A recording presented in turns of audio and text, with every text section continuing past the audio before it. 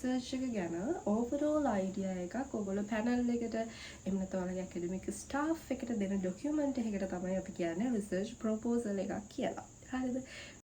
Okay, let's talk about how we can write a research proposal. So you can see this is how the first page look like in a research proposal, but I want to mention here university wise this can be really different your proposal, so please look at your university guidance before you write it. Very first thing is your research topic, but I'm not gonna talk it in here. I'm just already talk about it in my part 1 video. Just look at before you come here. Second part is your introduction chapter. So let's look at what we can include in here. මේක අපි ප්‍රධාන වශයෙන් දාන්න ඕන ඒවා තියෙනවා තුනක්. හරි. ඔයාගේ ඉන්ට්‍රොඩක්ෂන් එක ඔයා මුලින්ම පටන් ගන්න ඕන බෝඩ් ඕවර්විව් එකේ ඉඳන් ඒක නැරෝ ඩවුන් කරගෙන එන්න ඕන ඔයාගේ ෆෝකල් ටොපික් එකට. ඒ කියන්නේ මෙන්න මේ විදිහට මේ එක්සැම්පල් එක දිහා බලන්නකෝ. ඔන්න ඔයාගේ බෝඩ් ඒරියා එක තමයි mental health is an important aspect of overall well-being. හරිද? ඒ කියන්නේ හැම මිනිස්සෙකගේම well-being එකට mental health එක important වෙනවා කියලා ඔන්න ඔයා මුලින්ම පටන් ගන්නවා ඔයාගේ ඉන්ට්‍රොඩක්ෂන් එක. ඊළඟට ඔයාවන් එනවා university student often face stress and anxiety. ඔන්න ඔයා narrow down වෙනවා කාටද? university students ලා. ඊළඟට ඔන්න ඔයා ඔයාගේ research topic එක ගාවට එනවා. Therefore, ඒ නිසා this study focus on the relationship between self esteem and mental health among undergraduate. තේරුණාද? අන්න ඒ විදිහට ඔයා ඔයාගේ රිසර්ච් ටොපික් එකට අරක මෙහෙවන්න ඕනි. හරි. මේ තියෙන මගේ රිසර්ච් ප්‍රොපෝසල් එක ඉන්ට්‍රොඩක්ෂන් එකේ මුල් කොටස විතරයි. ඒකේ ඔයගොල්ලන්ට පේනව නේද? මම ඇඩ්‍රස් කරලා තියෙන ග්ලෝබලි කන්ටෙක්ස්ට් එකයි නැෂනල් එකයි. කියන්නේ මිල්ක් රිජෙක්ෂන් ලංකාවේ තියෙන එක ගැන තමයි මම කතා කරන්න යන්නේ. නමුත් මම පටන් ගන්නෙ කොහෙන්ද? ග්ලෝබල් තියෙන මිල්ක් රිජෙක්ෂන් එක ඒ ඕවර්විව් එක මිල්ක් කියන්නේ මොකක්ද දන්නේ මේ විදිහට චූටි හැඳින්වීමක් එක්ක තමයි ටික ටික පහළට ගලාගෙන එන්න ඕනේ ඉන්ට්‍රොඩක්ෂන් එක. ඊළඟට තමයි ඔන්න අපි යන්නේ රිසර්ච් ප්‍රොබ්ලම් එක මොකක්ද කියලා. ඔයාලට දැන් පුළුවන් ඔයාගේ මේන් රිසර්ච් ප්‍රොබ්ලම් එක මොකක්ද කියලා ඉන්ට්‍රෝ එකේ කියන්න පටන් ගන්න. ප්‍රොබ්ලම් එක කිව්වට පස්සේ පොඩ්ඩක් ඊළඟට ඔයා යනවා ජස්ටිෆිකේෂන් කියන කැලේ. මේකේදී ඔයා ප්‍රශ්න කීපයකට උත්තර දෙන්න ඕන. හරි. ඔයා දැන් උඩ කියාගෙන ආව මේ දේවල් තියෙනවා කියලා දැන් ඔයා කියනවා. හරි. එහෙනම් ඇයි මගේ රිසර්ච් ටොපික් එක ඉම්පෝටන්ට් වෙන්නේ? කවුද මේකෙන් ස්පෙෂලි බෙනිෆිට් ගන්නෙ? මොකද්ද මම ෆීල් කරන රිසර්ච් ගැප් එක? කියලා ලිටරේචර් රිවිව් එකක් කරලා මේ ටික මේ ගැප් ටික තියෙනවා කියලා ඔයා අඳුරගන්තා කියන එක මෙන්න මෙතනදී ඔයා ස්පෙෂලි කියන්න ඕන. සහ එහෙනම් මෙන්න මේකයි මගේ නවල්ටි එක. මෙන්න මේකයි කවුරුත් කරලා නැත්තේ. ඒකයි මම මේ රිසර්ච් එක කරන්නේ. ඒ පාර්ට් ටික මෙතන ඔයා ඉන්ක්ලූඩ් කරන්න. හරි. ඔන්න අපි යනවා ටක් ගාලා ඊළඟ එක කතා කරන්නේ තමයි aims and objectives කියන එක. අපි මුලින්ම අඳුර ගන්න ඕන මේ දෙකේ ප්‍රධාන වෙනස. aim එකක් කියලා කියන්නේ ඔයාගේ ප්‍රධාන අරමුණ overall picture එක මේ research එකේ. එතකොට objective කියලා කියන්නේ මේ aim එක achieve කරගන්න අපි කරන small task ටිකට තමයි අපි objective කියලා කියන්නේ. මෙතනදී important දෙයක් තියෙනවා. මේ හැම objective එකක්ම examinersලා හොඳට බලනවා. ඒ නිසා ඒ හැම objective එකක්ම ඔයා methodology එකේ කරලා තියෙන්න ඕන. ඒ කියන්නේ කරන්න විදිහක් කියලා තියෙන්න ඕන. ඒ නිසා objective තෝරගද්දී හොඳට කල්පනාවෙන් සාමාන්‍ය undergraduate level එක අපේ නම් අපි සාමාන්‍යයෙන් දාන්නේ objectives 3ක් වගේ 2ක් 3ක් 4 වගේ තමයි. මොකද අපිට ඊට වඩා ලොකු steps ටිකක් task ටිකක් කරන්න අමාරුයි මේ 6 month period එක through. ඒ නිසා මේ හැම objective එකක්ම මේ task ටික ඔයාලා කරන්න ඕන ඔයාගේ research එක ඉවර වෙද්දී. නිසා හොඳට බලලා ඒ ටික දාන්න. සමහර වෙනවා objective 5 10 දාගෙන ඒවා හරිම ඒ කියන්නේ එතනින්ම මේගොල්ලෝගේ අර quality එක බහිනවා research එකේ සහ proposal එකේ. ඊළඟ පාර්ට් එක තමයි hypothesis. research එකේ ගොඩාක් අය confuse වෙන තැනක් අපි බලමු. example එකක් එක්ක මම මේක කතා කරන්නම්. දැන් ඔයාගේ රිසර්ච් ප්‍රොබ්ලම් එක තමයි ස්ටෝරේජ් මොකක් හරි ප්‍රශ්නයක් අහන්න ඔයාගේ මිල්ක් ටික රිජෙක්ට් වෙනවා කියන එක. එහෙනම් හයිපොතෙසිස් එක වෙන්නේ උපකල්පනය කරන ඔයා හරි ටෙම්පරේචර් එක වැඩි වෙන හන්ද තමයි මේක රිජෙක්ට් වෙන්නේ. අන්න ඔයාට හම්බ වෙනවා නිව් පාත් එකක් ඔයාගේ ස්ටඩි එකට. මේකේ ප්‍රධානම දේ තමයි මේකෙන් තමයි ඔයාගේ මුළු රිසර්ච් එකම ගොඩ නැගෙන්නේ. මේක ගැන තව චුට්ටක් කතා කරත් මේකෙන් තමයි ඔයාගේ මුළු රිසර්ච් එකම ගොඩ නැගෙන්නේ. ඔයාගේ මෙතඩොලොජි data collection method ඔක්කොම මේක මත තීරණය වෙන්නේ. මේක එක පොසිටිව් වෙන්න පුළුවන් නෙගටිව් වෙන්න පුළුවන් අවසානයේදී එක්ක null hypothesis එක හරි කියන්න පුළුවන් එහෙම නැත්නම් alternative hypothesis කියන්න පුළුවන්. ඒ මොකක්ද මම කියුවේ null and alternative? හරි අපි බලමු මේ මොකක්ද කියලා.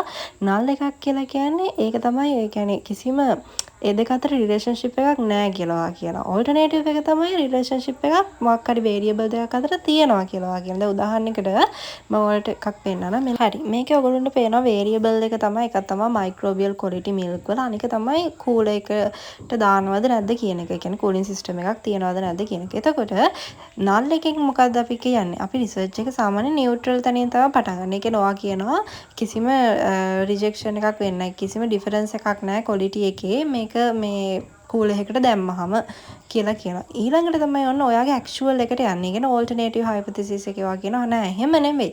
කූලර් එක දුන්නාට පස්සේ රිජෙක්ෂන් එක අඩු වෙලා තියෙනවා. කියන මයික්‍රෝබියල් ක්වොලිටි එක හොඳ තත්ත්වයට පත් වෙලා තියෙනවා කියන එක තමයි ඔයාගේ උපකල්පනය ඔයා කරන. අන්න ඒක තමයි ඔයා මේ මුළු රිසර්ච් එක පුරාම කරුණු හොය දේවල් දීදී ප්‍රූව් කරන්න යන්නේ. එතකොට මේක ලියන ක්‍රමයක් තියෙනවා. ඒ තමයි මෙන්න මේ විදිහට there is no significant difference කියලා පටන් අරන් තමයි ඔයා ලියන්න ඕනේ මේ හයිපොතීසිස් දෙක null and alternative කියන. එතකොට ඔයාලට තවත් ප්‍රශ්නයක් ඇති මොකද්ද මේ significant difference එකක් කියන්නේ කියලා. ඒ කියන්නේ අපි ඒක statistical මේ method use කරලා prove කරන්න ඕනේ. ඒවා ගැන අපි ඉස්සරහට කතා කරමු. දැන් මම ලොකුවට ඒ ගැන කතා කරන්නේ නැහැ. just ඔයාලා meaning එක විතරක් ඔළුවට දාගන්න.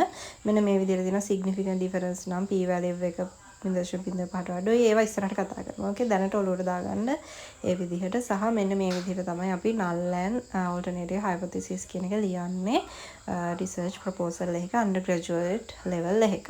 හරිද? අපි වැඩිදුර විස්තර මේ series එකේ ඉස්සරහට research paper එක ලියන කාලෙ විතර වෙද්දී අපි කතා කරමු. ඕකේ. ඊළඟට තියෙන්නේ මෙතඩොලොජි. මේකට යූස් කරන්න යන මෙතඩොලොජි එක මොකක්ද? ඇයි මම මේ මෙතඩොලොජි එක යූස් කරන්නේ? කොහොමද මම data collect කරන්න යන්නේ? කියනවා question ඔයා අපි දන්නවා රිසර්ච් එකේ තියෙන qualitative සහ quantitative කියලා දෙකක්. ඒ කියන්නේ ඔයාලට data through යන්න පුළුවන්. එහෙම නැත්නම් observations through යන්න පුළුවන්. ඔයා මොකක්ද යූස් කරනවා? interview කරනවද? එහෙම නැත්නම් data collect කරලාද යන්නේ. අන්න ඒ විදිහට ඔයාලට පුළුවන් ඔයාගේ research එක ගැන full idea. හරි අපි බලමු methodology එක include වෙන ප්‍රධාන කොටස් ටිකක්. පළවෙනි එක තමයි ඔයාගේ research design එක. ඒක qualitative ද quantitative ද ආදී වශයෙන් මේක අනිවාර්යයෙන්ම දාන්න proposal එකේ presentation එකේ අනිවාර්යෙන් ගොඩාක් වෙලාවට examiners ලා බලනවා මේක. ඔයාගේ panel එකේ ඒක හොඳට මතක තියාගන්න. දෙවෙනි එක තමයි ඔයාගේ study area. ඒක කියනවා කොහෙද මේක කරන්නේ? lab එකකද? එහෙම නැත්නම් ඔයා කාකරි company එකකද? ලංකාවේද? ඒ region එක දාන්න ඕනේ. ඊළඟට ඔයාගේ sample සහ ඒ sampling කරන method එක. ඒ කියන්නේ ඔයා තියෙනවනේ statistics වල එක එක sampling method, simple random ද අනේ methods ටික ඔයා දාන්න ඕනේ. ඒවා ගැන අපි කතා කරමු. ඊට පස්සේ ඔයා data collect කරන්න යන method එක. ඒ කියන්නේ observation ද ඔයා කරන්නේ interview ද එහෙම නැත්නම් test කරලා data ගන්නවද අනේ ටික. ඊට පස්සේ material හරි මොන හරි instrument ඔයා use කරන pH meters, balance මොන හරි ඒ ටික දාන්න ඕනේ. ඊළඟට ඔයාගේ procedure එක. මේක මාර වැදගත්. ඔයා කොහොමද මේ research එක කරන්න යන්නේ කියන step by step ඒක අණු කොටස් වලට කඩ ඔයාගේ procedure එක දාන්න ඕනේ. ඊළඟට ඔයා data analysis කරන method එක මොනවාද? SPSS ද අනෝවද? ඒ මොකද්ද use කරන database එක කියලා මෙතන දාන්න ඕනේ. කියන්නේ අපි මේවා statistically ඔක්කොම analyze කරලා ඒවා prove කරන්න ඕනේ. හරිද? ඒක දාන්න ඕන. ඊළඟට ඔය සමහර රිසර්ච් වල තියෙන ethical considerations අපි සාමාන්‍යයෙන් mental health වගේ side එක යනවනේ ඒවා තියෙනවා. සමහර ඒ වගේ ඒ part එක නැහැ. හරිද? ඒක ගැන worry වෙන්න එපා ලොකුවට. අන්න ඒ ටික ඔයගොල්ලෝ ආගේ methodology එකේ දාන්න ඕනි. ඊට පස්සේ අපි යනවා ඔයාගේ activity plan එකට.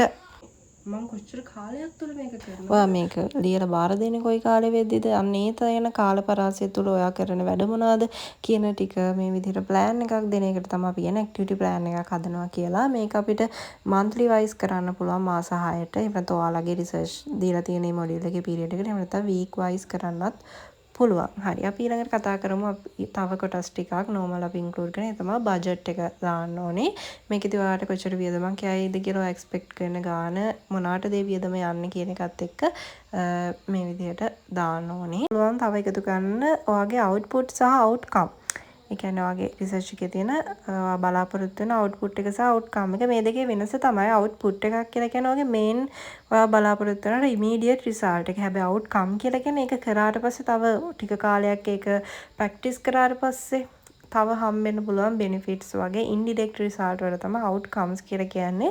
දැන් example එකක් විදිහට මේක බලන්නකො output සහ outcome එකේ දැන් මගේ main output එක තමයි cool එකක් දුන්නොත් rejection එක අඩු වෙනවා. නමුත් outcome එක වෙන්නේ මොනවාද? ගොවීන්ගේ trust එක වැඩි වෙනවා, rejection rate එක අඩු වෙනවා, small scale farm වල දියුණු වෙනවා. මෙන්න මේ වගේ ඒ වටේට තියෙන benefits ටික. ඊළඟට අපිට දාන්න පුළුවන් research team එක ගැන වගේ විස්තර. ඒ කියන්නේ වගේ research team එකේ ඉන්න internal supervisor, external supervisor ගේ name, ඒගොල්ලන්ගේ positions මොනවාද කියන ඒවා ඒ ටික. ඊළඟට references මේ තියෙන Harvard style references. මේට අතර worldwide use වෙනවා. තව ගොඩක් references ක්‍රම. අතරින් ගොඩක් popular හයක් තමයි මම මේ දාලා තියෙන IEEE, APA, Chicago වගේ.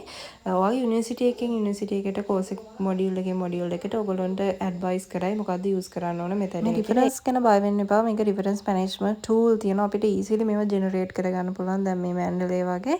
එතකොට මේවා කෙලින්ම directly ඔයගේ word එකට connect කරගන්න පුළුවන්. ඔය චුට්ටක් search කරලා බලන්න. ඔයාලට ඕන තරම් plenty of videos හොයාගන්න පුළුවන්. ප්‍රොපෝසල් රිපෝට් එක සහ රිසර්ච් පේපර් එකේ තියෙන ප්‍රධාන වෙනස තමයි ප්‍රොපෝසල් එකේ ඔයාගේ නැහැ.